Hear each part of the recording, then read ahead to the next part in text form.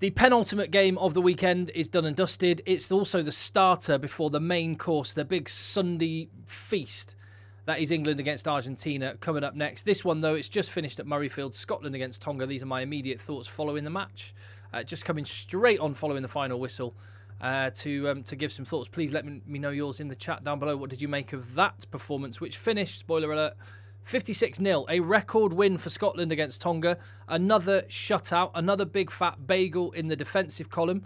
On the face of it, that should look pretty good, but I suggest that's probably a game where Scotland fans come away with some frustrations, and there's still a lot of questions circling, and one of them is around the future of head coach Gregor Townsend, which there are rumours and have been this week circulating that this could, whatever happens in this result, be his final game in charge of Scotland.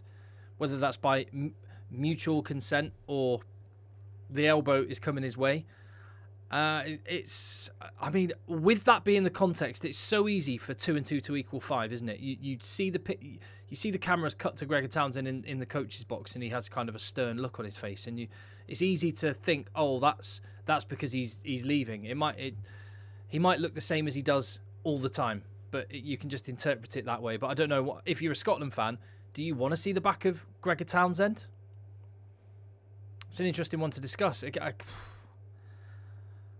Yeah, let's get into that. What I will say on this, just immediate thoughts, is that maybe Quilter need to cancel their sponsorship of this November month of tests, and instead Uno should be the sponsors.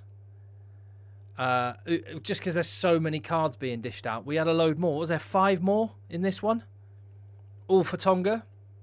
1 20-minute red card and then a bunch of yellows, very much like the game in Dublin last night. And very similar with the game in Dublin last night. It was just constant pressure by the team that was on top, in this case Scotland, and the disciplines were just a consequence of that build-up of pressure. The difference in this game versus the game in Dublin is that Tonga, whilst they really gave everything and did all that they could in what is their only game of the month of November in this series, there's just their one match. They've come together for one game.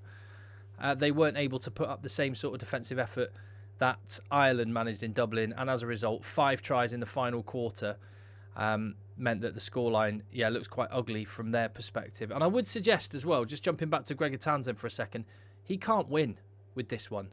Because coming into this game, I think unless something remarkable happened, like a Tonga massive upset, then everyone's opinion on Gregor Townsend is not going to change as a result of this game. People that are backing him will point to that result and say, see, told you we should back him. And people that are against Gregor Townsend will point to this game and say, it's only Tonga. That doesn't mean anything. So in a funny way, he and Scotland could not win with this one. People will just use this as evidence of what they already believe. But I think what you can say from a Scotland point of view, and broadening this out more generally, between what other countries have been doing for the whole of this November series and before that as well, is what do you know? When you actually use your bench, they can have an impact on the game.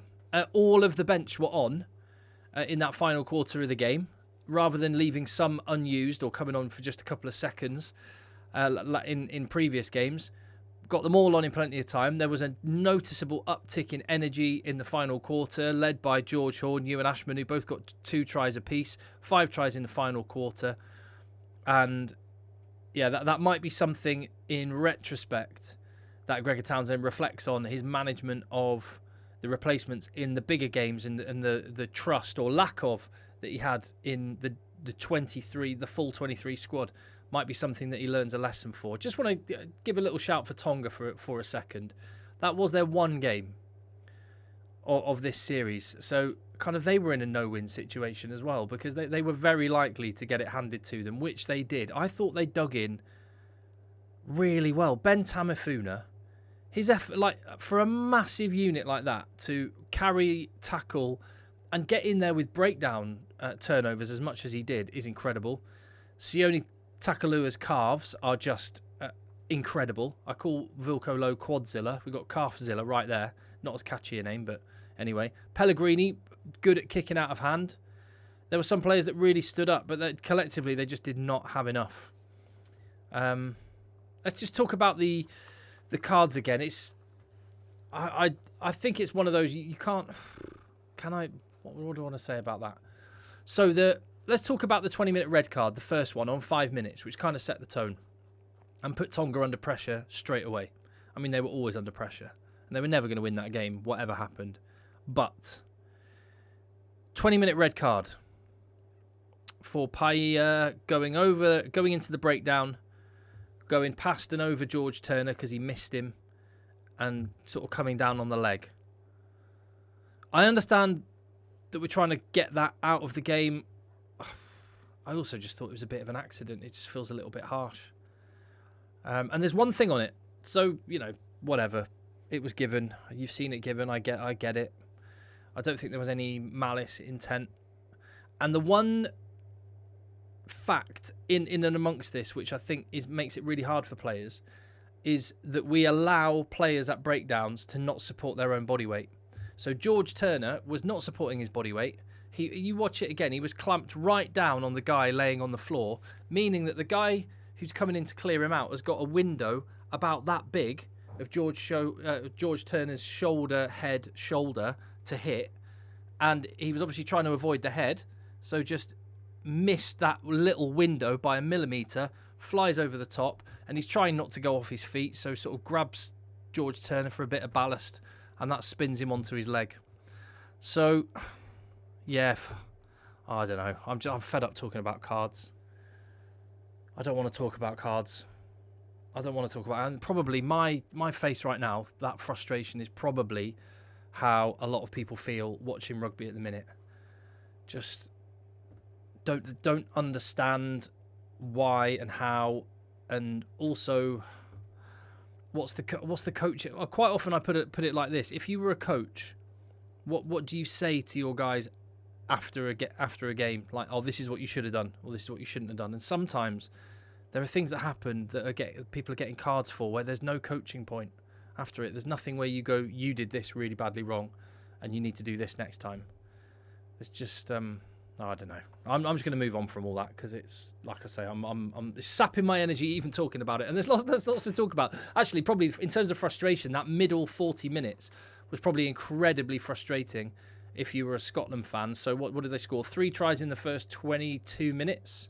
It was tries for Jamie Ritchie, George Turner, and it was Max Williamson as well, wasn't it? 3 forwards getting tries. And then there was nothing for that middle 40 minutes of the game when Scotland quite often were camped in Tonga's 22 and just couldn't finish, partly down to good dogged defence from Tonga, really putting a shift in on their own line. And you have to say Scotland very wasteful. Like, they have not been clinical. They've had opportunities and have not taken them.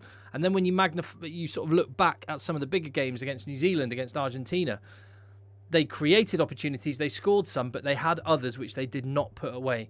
And that is kind of the story of this month of November, was missed opportunities. And it didn't hurt them today because they were up against a much weaker team, but it is going to hurt them against bigger teams.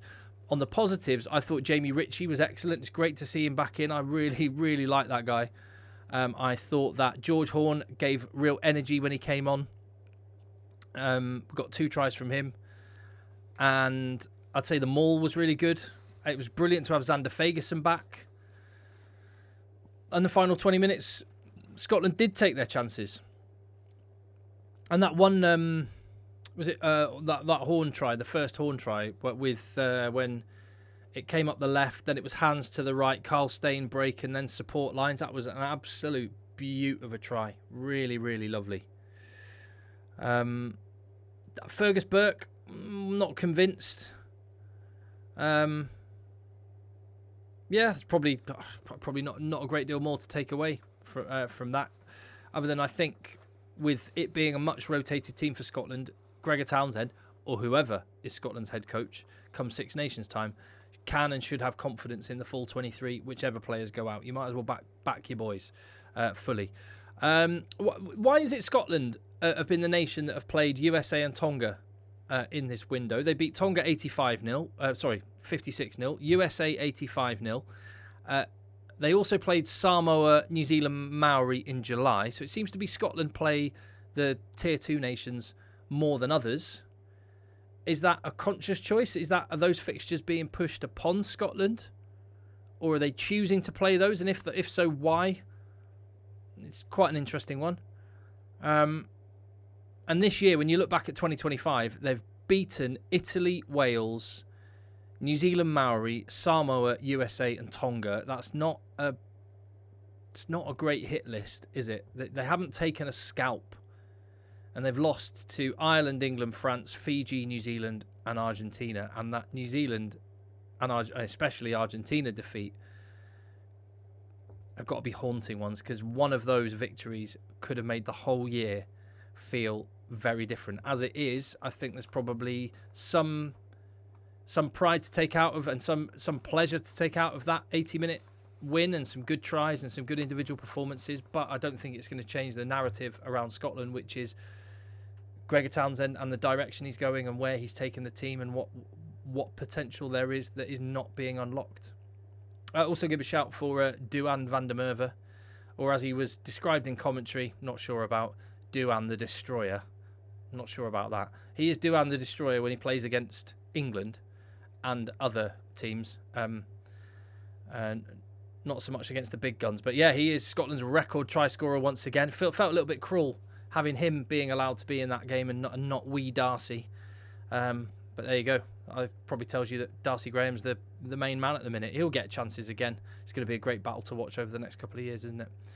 So, yeah, I think I'll call it there, because looking at this, I've got 20 minutes as I'm recording this now until England-Argentina kick off, and that's a big one, isn't it? Is that Gregor Townsend's final game in charge? We will see. Are the rumours correct? We will see. Let me know your thoughts, and I'll see you on the next video.